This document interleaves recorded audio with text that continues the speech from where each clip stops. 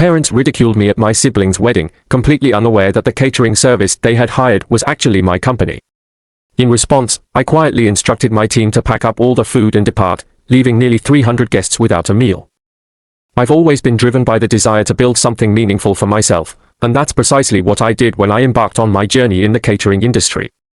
What started as a modest food truck during my college years gradually flourished into a comprehensive catering enterprise, now with a staff of over 50 individuals who manage upscale events throughout the greater Chicago region. It wasn't an easy road. Countless late-night work sessions, multiple sacrifices, and unwavering grit all played a role.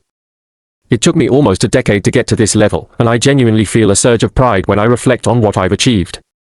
This background helps contextualize the fiasco that unfolded last weekend at my younger brother Mark's wedding, an occasion that spiraled into utter chaos.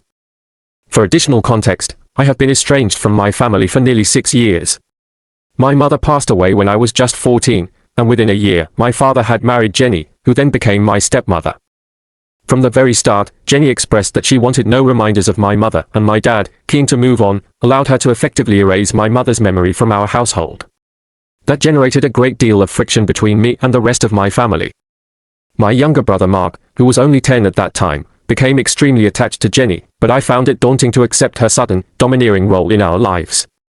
That initial discomfort set the stage for the growing distance between my father and me. The pivotal breaking point happened during my college years. While I was balancing multiple part-time jobs to afford tuition, my father refused to provide any financial support, insisting it would teach me accountability. Meanwhile, he was paying in full for Mark to attend an expensive private college, a discrepancy that was impossible for me to ignore. Jenny's snooty attitude didn't help matters, and she took every chance to demean the progress of my growing food enterprise. She sarcastically referred to it as me playing around with a food truck while showering Mark with admiration for what she considered a legitimate career in finance. After graduation, I mostly withdrew from them, limiting contact to certain holidays. The final straw came 6 years ago, when I discovered my father and Jenny had sold our childhood home without even telling me. By the time I learned of the move, they'd relocated to a new house, and all of my mother's leftover possessions, items I truly cherished, were gone. When I confronted my father, he dismissed my concerns by saying I was being overly sentimental and needed to let go of the past. That was when I chose to sever ties. Fast forward to about a month ago, out of the blue, I got a formal invite to Mark's wedding.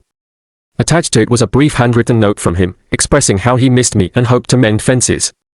After spending a good chunk of time weighing my options,